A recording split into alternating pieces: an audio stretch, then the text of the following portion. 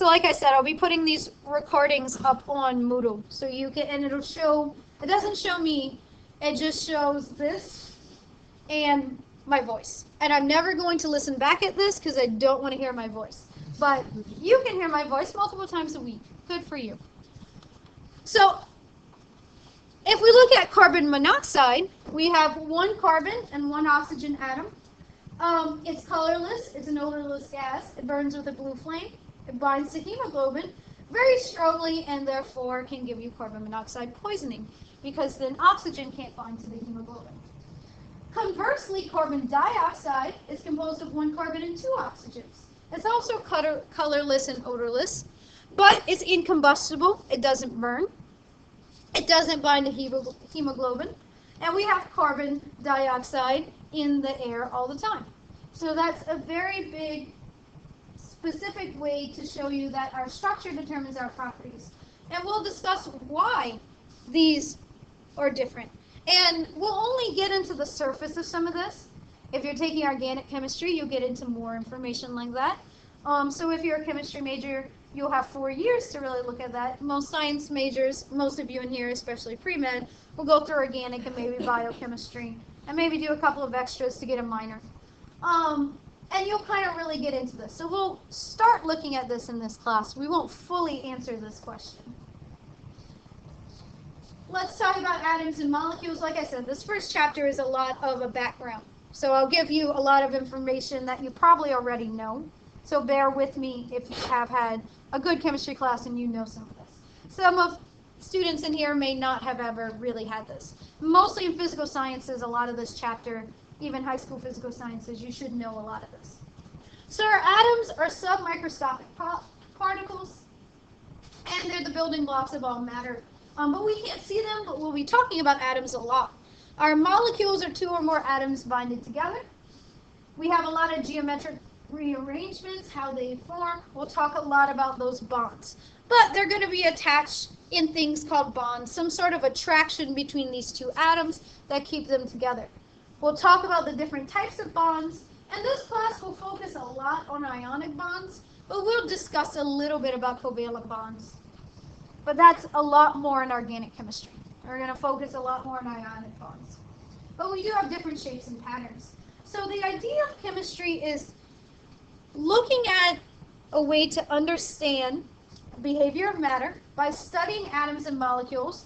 And another big thing that chemists do is we manipulate chemicals to make them do what we want, whatever that might be. Whether it might be treating water in a chemical treatment plant, whether it might be synthesizing new molecules for pharmaceuticals. We are using chemistry to not only understand it, but manipulate the world around us to make the world better. We couldn't really exist today as we know it without chemistry and the advancements that we've had. And sadly, I had some really cool color change nail polish on, but it all peeled off. But it was cool, and it would be really, really purple right now because it's cold in this room. So I'm sorry. But that's chemistry and manipulating that to have color change things. So it's fun. Oh, and a side note, whether you're a chemistry major or not, we do have a chemistry club. And we do a lot of fun things. At the Welcome Back Bash, we'll be making liquid nitrogen ice cream. And if you're interested in doing things like that or bringing chemistry demonstrations to local high schools, and sometimes they come to us, sometimes we go to them, you can come talk to me about joining chemistry club. It's a lot of fun. We do a lot of fun things with chemistry and kind of giving back to the community and talking about it. And you don't have to be a chemistry major to join. You don't even have to be a science major. I think we have a couple of students that are art majors, but it's fun. So as far as understanding knowledge, if we're trying to understand what's going on, if you think about philosophy, that's usually trying to understand the universe by reasoning and thinking about ideal behavior. But scientists try to understand the universe by empirical data. So observing an experiment and adding that together and coming up with a lot of data and figuring out what's going on. So science, or our knowledge of science, we should always have an open mind about things changing because we don't know everything. we can have a good basis of knowledge, but there's always something that can change that basis. So the first thing we're going to talk a little bit about is the scientific method, because I have to, because this is a core class and that's something that we talk about. But we're going to be applying that a lot in the lab. If you're a chemistry major, you're in the lab this semester, but if you're not, you'll take the lab with 1 of 6 next semester. It's the same lab. Chemistry majors do once a week, 2 semesters. Non-chemistry majors do 1 semester, twice a week. So sometimes I'll allude to things you'll do in the lab, and if you're not in it now, you will be doing that. We won't do a lot of lab stuff in here. Sometimes I'll bring in a demonstration when I can to show some things.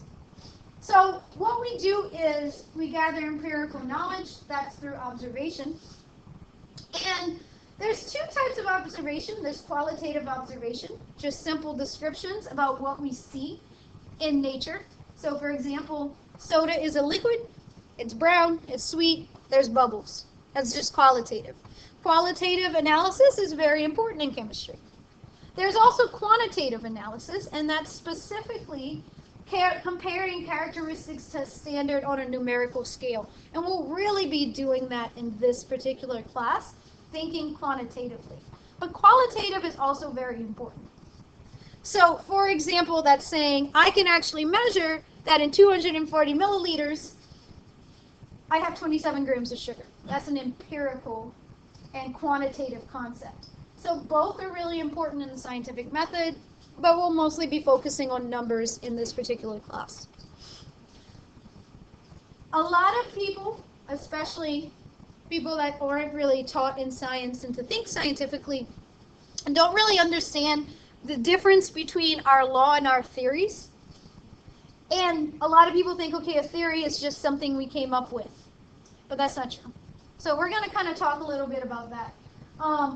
What most people call a theory is actually a hypothesis.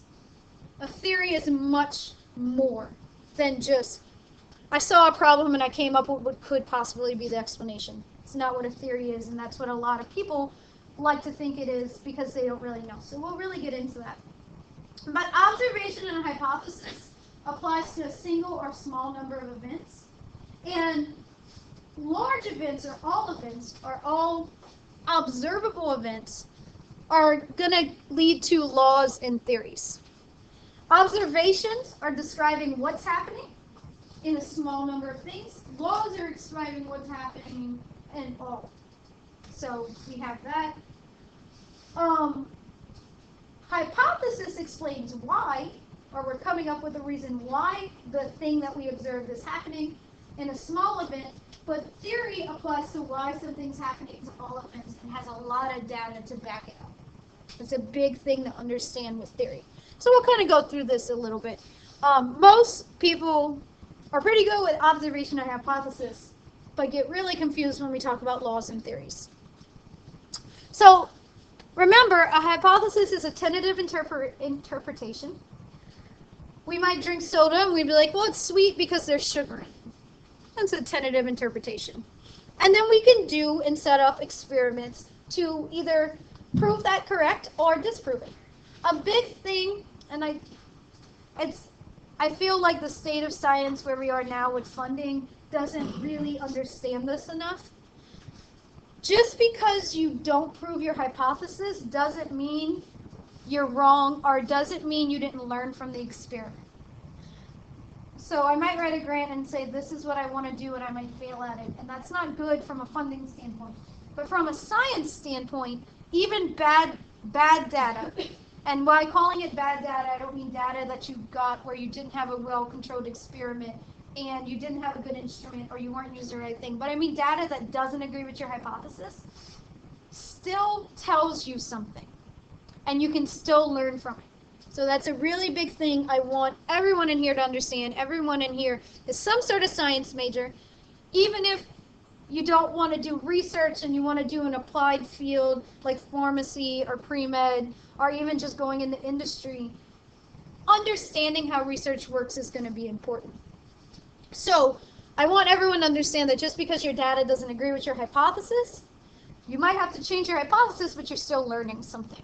So a good hypothesis is going to be one to where you can set up a good controlled experiment to determine whether your hypothesis is true, mostly true.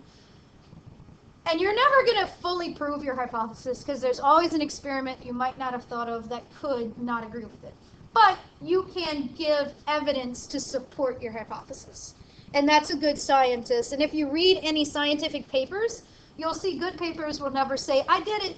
Good papers will say, all this information suggests that my hypothesis is as correct as it can be. You always leave yourself open to other experiments and to other concepts in science. So it's falsifiable. You want to make predictions that can be confirmed or refuted by further observations. One test may invalidate the hypothesis, but you still may learn from it. Your hypothesis can change, but you want tests that you can, or a hypothesis that you can test. And you want to be able to set up a good experiment with it.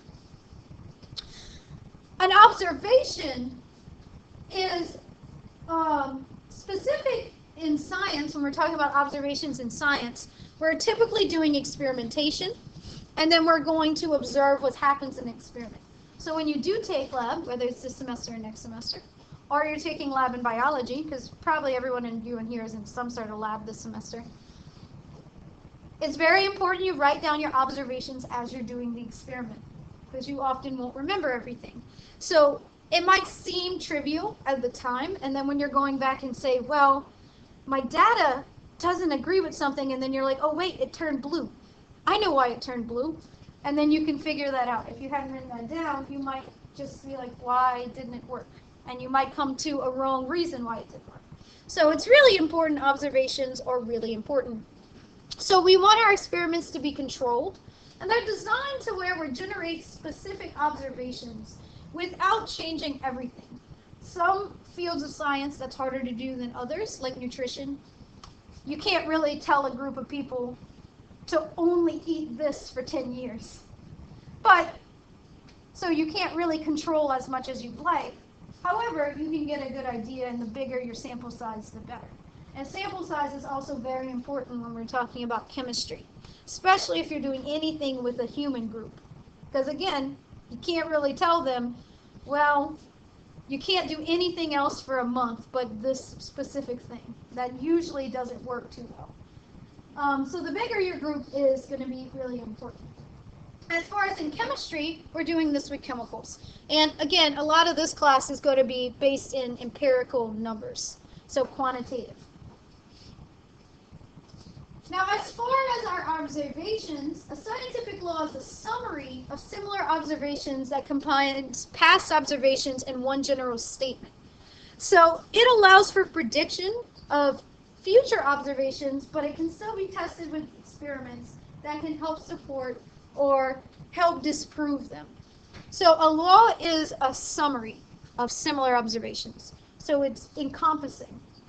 Like, for example, the law of conservation of mass, which says, and we're going to be talking about this law a lot, it's going to be really important, especially when we're talking about reactions. We'll be looking at things like using combustion analysis to determine what's in a compound. The reason why that'll work is because in a chemical reaction, matter is neither created or destroyed. It can be changed, and that's what we'll be looking at. One atom could be bonded to another atom in the final product, but if we started with a certain amount of chlorine, we're going to get that amount of chlorine at the end. Or it's not all going to react, but we're going to have a total that amount. We can't create matter and destroy it. How do we know this is a law? Well, because it's been observed over lots of chemical experiments that this is true. Now, we do know we can produce gases that can be bubbled off, but if we put it in a closed system where the gas can't escape, again, we'll see this conservation. So this is considered a truth at this point, but it wasn't always considered a truth. Now, is there an experiment that could disprove this? Maybe, but as of now, there hasn't been, and we consider this a law that we'll be using a lot. So, you can't choose to violate this law. We can't choose, a chemical isn't going to violate this law. At some point, an experiment might come up that shows this law might not be correct. But as of now, this law is as it stands. But remember, a law is a summary of a bunch of observations. Now, a theory is to a hypothesis. Oh gosh, I sound like a SAT prep. That a law is to observations, meaning a theory is a general explanation for the manifestation and behavior of all nature. So it's the pinnacle of scientific knowledge as we know it that tells us a theory. I know if you talk to someone who's non-scientific, they're like, I have a theory. That's not how that works in science. It can still be validated or invalidated by scientific experiment and observation. Again, this is the scientific knowledge as we know it based on the nature that we've observed. But that could change. We'll often use modeling with this, and you'll see that a lot in Chapter 7. We'll talk a little bit about that, and mostly in other types of chemistry. So an example, atomic theory. So John Dalton proposed that matter is composed of small indestructible particles called atoms. And that was from, again, a general manifestation of all behavior. So it actually explains the law of conservation of energy, as well as some of the other laws and observations from that time. They can be validated by experiments, but we never can conclusively prove them, even though often theories that have not been proven over thousands of years are now considered true. That doesn't mean that they're ever going to be proven.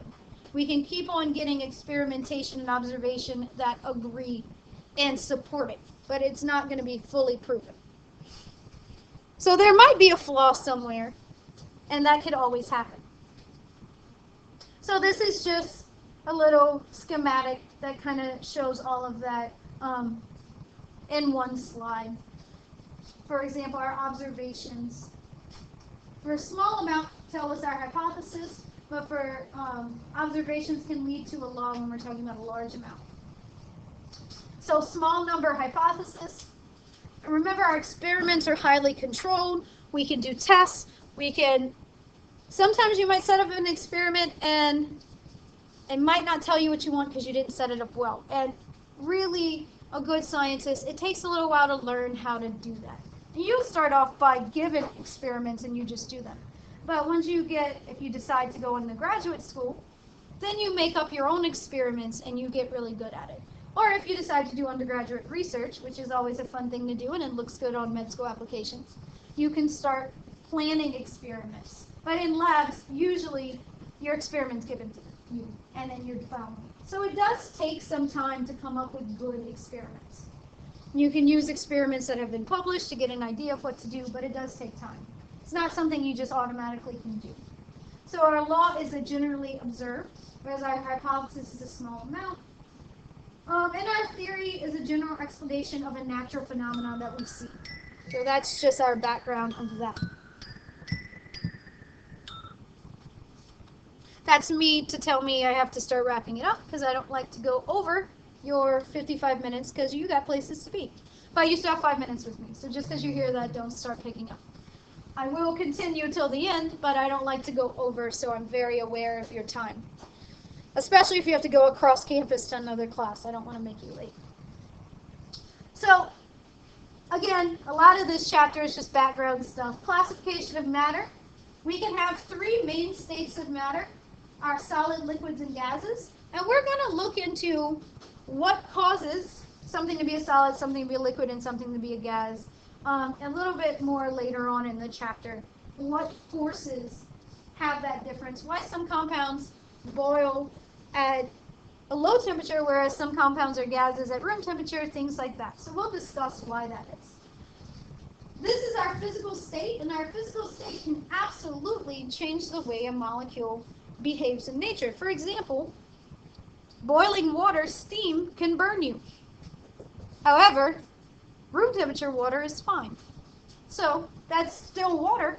Doesn't change the chemical makeup, it's still H2O, but it's in a different state. Liquid nitrogen can also burn you, but because it's so cold. Versus nitrogen gas, which is in the air all the time, is not going to hurt you. So our states of matter are going to be really important when we discuss things. We're going to really look at gases, talk about properties of gases, and we'll also look at molecules and what changes states. We'll look at dissolving molecules, things like that. So just a note on solids. Our solids are tightly packed materials. From a molecular standpoint, we don't have a lot of molecular movement, though molecules are always moving. They might be vibrating, but they're not moving too much. And that'll be really important when we talk about states of matter and reactions as well. Solids tend to be incompressible, though they can be brittle and they can crack and break. And again, we'll talk about different elements in their solid states and how they behave. They don't really move around, so that means our solids retain our shape and volume when placed in a new container, and they do not float. Now that's a general solid. We do have materials that are amorphous that are more solid but tend to flow. And we won't really get into too many materials like this in this class. I'm a polymer chemist, and I work a lot with those kinds of materials because of polymers, but we won't get into too many of the other states. Many solids are arranged in geometric patterns. We call these crystalline solids: diamond, salt, sugar. If you look at that under a microscope, you'll see fun little patterns and how they form. Now, again, we'll talk a little bit about where those patterns come from in our crystal structures when we really delve into that in chapters, I think, 7. We'll look at that even more. Now, like I said, a solid could be more amorphous, where instead of being in a crystalline state, the solid is randomly formed. And we have things like plastic, glass, and charcoal. They might flow a little bit more. They're not going to feel the same as other solids. For example, charcoal is pretty brittle, but you can't really take diamond and crush it between your fingers. So that's a difference with a solid. Why is it even going backwards? Liquids have more room. They still are attracted to each other, but they have a lot more room between them so they can move more. And that's going to be a big thing when we look at determining melting point and boiling point, is the difference with how close our molecules are in the solid state versus in the liquid state. It's incompressible, and they can flow. We know if we pour a liquid into another container, they're going to expand to fit into the container.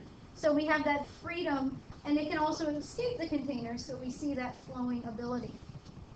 A gas, of course, pretty much our molecules no longer have any interaction between other molecules of the same compound, so they take up more room. They're moving a lot more. We have a lot more molecular movement in gases.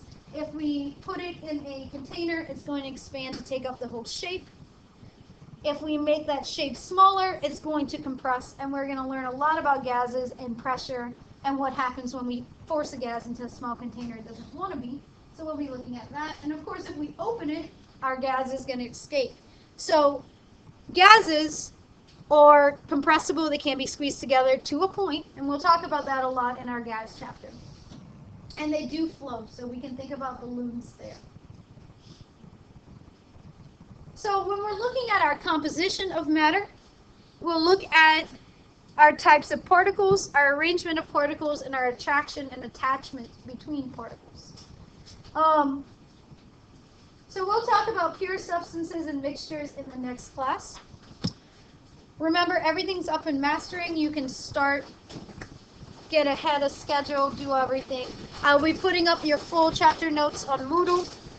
And remember, we do have Eclipse viewing stuff today if you're interested in coming to that. Y'all have a great day. Bless you.